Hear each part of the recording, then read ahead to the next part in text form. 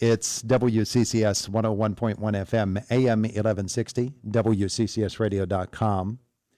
State Senator Joe Pittman joins us this morning. Our visit presented by Marcus & Mack, voted best law firm and best personal injury lawyer 4 years in a row in the Best of Indiana County contest. Visit them online at marcusandmack.com, and it's good to have you with it. I want to thank you for doing this because I got with you last minute and asked if you could come on and share some time with us, so I appreciate that. Timing's everything, Todd, and you have good timing. All right, so I want to start with some utility news, and the PJM grid was the subject of a big event out east. The governor was there, and during this event, he dropped this bombshell. Maybe Pennsylvania ought not to be on PJM anymore. Maybe we ought to pull out of that.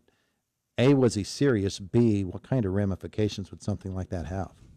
I don't know to both answers of your question. I don't know how serious he is, and I don't know what the ramifications are. This has been talked about before over the decades. There's no doubt the PJM, in my view, is a bureaucratic wasteland. I have no time for them. I think they've screwed a lot of things up over the years with the capacity auction. They've hid under the table all these years over speaking out on the realities of renewables not being reliable. And so I think they own a lot of responsibility for what we see in the market. But at the same time, the governor's just trying to cover his tracks. He's realized that the energy policies that he's espoused and he's kept alive from his predecessor do no value to the consumers of electricity in this Commonwealth. So he's looking for a way out, quite frankly. Mm-hmm. The PJM is not the be-all, end-all. It's still a classic supply and demand issue, and we have for years pushed supply out of the power grid, and now we have the hard realities of what it's going to take to keep up with demand. It's a scary proposition, the way you look at the PJM auction this year, and last year's auction, frankly, as well, because those costs that have escalated so high, they're only going to land in the consumer's pocketbook, aren't they?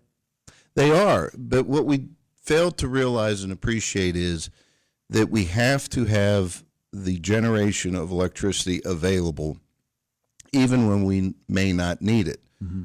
Keystone and Conemaugh is a good example. They do not run 24/7, 365, but when they do run, we desperately need them. If you look in January, we had the highest peak demand on the grid. If it wasn't for power plants like Keystone and Conemaugh, the grid would have collapsed. And so there has to be an understanding that those plants, they just don't appear by a wave of a wand. They have to be there. They have to be prepared and ready to operate, which means that they have an enormous amount of overhead during the periods of time that they're not operating. And so the whole point of the capacity auction, the whole point of the PJM is to make sure that we have the availability of the megawatts to come on the grid in an instant whenever we need them. The Homer City Redevelopment project is, I think, from an economic thing, a real boon for Indiana County, and it's going to make lives altogether different from the way they are now.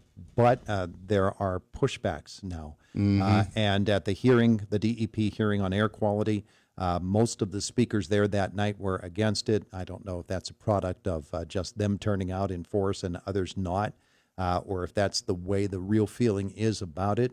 But I do know the public comment period ends, I believe, on Monday, and folks can get their voices registered, their opinions registered, and if the only voices out there are against, then the voices for, whether they are the majority of voices or not, if they're quiet and those voices aren't heard, there are ramifications with that. So a couple takeaways on this, Todd. First of all, I found it deeply ironic that some of the critical questioners were standing there looking at their smartphones as they were reading off their question. Mm-hmm. So I'm glad their smartphones were charged and had power in them so they could read the canned questions they were given from whatever advocacy group they received them. So there was a little bit of irony there in that element. And it blows my mind whenever you look at this environmental radical agenda who for years and years and years criticized the Homer City Generating Station for being a dirty coal-fired power plant. Mm-hmm. And here we are looking to replace it with something that will produce more megawatts with fewer emissions, and that is somehow not good enough. And they refuse to accept the reality that what charged that smartphone for them so they could read the canned question that somebody else gave them, was the megawatts to make it happen. And the reality is data centers are coming. AI is going to continue to develop and evolve, and it's either going to continue to develop and evolve without a power supply, which is going to cause electricity prices to spike even more, or we're going to have the supply meet the demand, which is exactly what the project at Homer City is designed to do. It's a great project. It's an important project. One thing to keep in mind about the public comment, that hearing was very specific to the air quality permit and whether or not the air quality permit that has been filed is in compliance with the rules and regulations that are there. All the talk about natural gas lines and even dust and whatever else was not germane to the topic at hand. So you're right about the comments.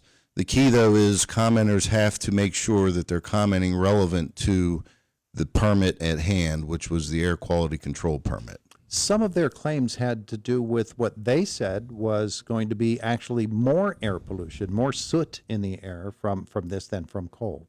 That makes no sense to me. You know, we live in an age where people can say anything about anyone or anything without any facts or documentation, but the pure logic of what we're talking about tells you that we're producing more megawatts with fewer emissions, period.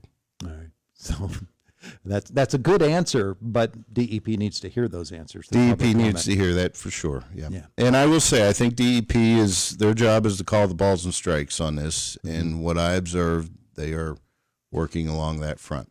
Well, that's good news. So let's talk a little bit about the development of this project.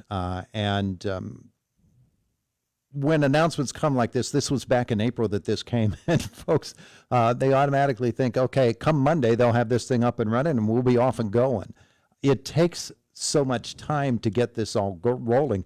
I thought it was really ambitious of them to announce that they would be actually making electricity and these data centers would be up and rolling as soon as they did. But we want it now, and we want the changes now, and we want the benefits now. That sort of patience is really hard to come by. Well, this is a perfect test case of what we were talking about in the beginning of this segment globally, where if you want megawatts available on the grid, you have to understand they just don't show up overnight with a flick of the switch, no pun intended. These power plants are complex projects. They have to go through a permitting process for a reason, to make sure that they are done with minimal community impact. And it does take time. It takes massive amount of coordination. It takes labor force. It takes a supply chain. And so if we're going to catch up to the crisis that we have on the grid, we have to embrace projects like this.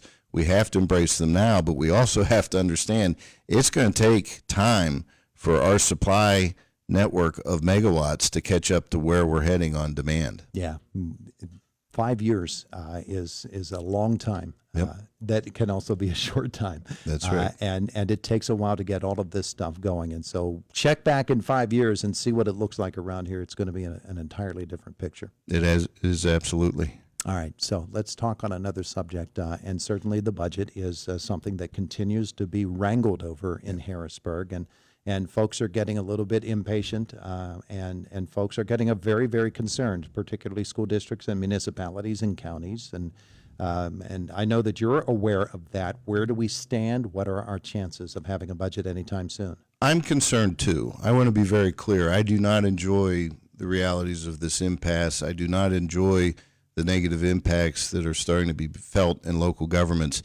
But I have to underscore the challenges that we have if we do not take the bull by the horns this fiscal year in what our structural deficit situation is. And we could be standing here in 2 years if we don't make some corrective action now, and we could be talking about a lot worse of a situation. And so I realize there's discomfort and pain here. We, at least in the Senate, believe we have to get this right. And we're in a very difficult negotiation. We wasted months over this transit issue that the governor and the House Democrats claimed was an absolute top priority of theirs. They tried to manufacture a crisis that did not exist, as we have found out. And so we wasted months of time figuring that out. So we have a lot of challenges left. We have an issue of not only how much we spend, but what kind of policy initiatives can we enact that help grow this economy, which is the ultimate solution. We need to protect our rainy day fund. We need to protect the interest that is gained on that rainy day fund, and we need to somehow make sure that as this structural deficit continues to grow, that we tamp it down and we try to make sure that 2 years from now or sooner, we're not dealing with a fiscal calamity that's going to make the discomfort that we're feeling right now look like a day in the park. There was an effort to get the money to the school districts and to some other bodies that need the money now, that are going to get the money anyway, and it was pushed through, but it was halted. So, a couple things. We passed last year's state budget, which even by the tenets of the governor's proposed budget would be 90% of what we are going to spend this fiscal year. Now, the governor's proposed budget has been set aside. The House couldn't even pass it. So that's not a relevant document. But for argument's sake, if the House, which they could do in 2 legislative days, would simply send last year's budget to the governor's desk and sign it, we could immediately get a healthy amount of dollars out to the organizations that are being challenged right now. Secondarily, Treasurer Garrity, I think, came up with a very innovative opportunity for Head Starts, counties, some other critical social services to go into the Treasury and essentially take a loan or an advance on what they expect to receive as a subsidy. Now, by statute, she has to charge an interest rate for that period. I can't exactly predict the future, but if it were up to me, we would figure out a way to mitigate any interest expense that would be incurred by the locals if they choose to take the loan. So the doors right now are they ajar at least, or are they still closed? They're ajar. We're trying to figure this out. We're going back into session in 2 weeks. The House is going back next week. We have a lot of differences here. We're going to come together. We have to, because we have to eventually have a state budget. But I just can't underscore how nuanced this is, how complicated it is. In this year's budget, more than in the past, the decisions we make in this year's budget are going to correlate quite significantly in what we're able to do next year and in particular the year beyond. It's not an easy time in Harrisburg right now, is it? Divided government is difficult, but we will make it work. All right. He is Senator Joe Pittman. Thank you so much. Thanks, Todd. Appreciate it. It is the voice of Indiana County. It's WCCS.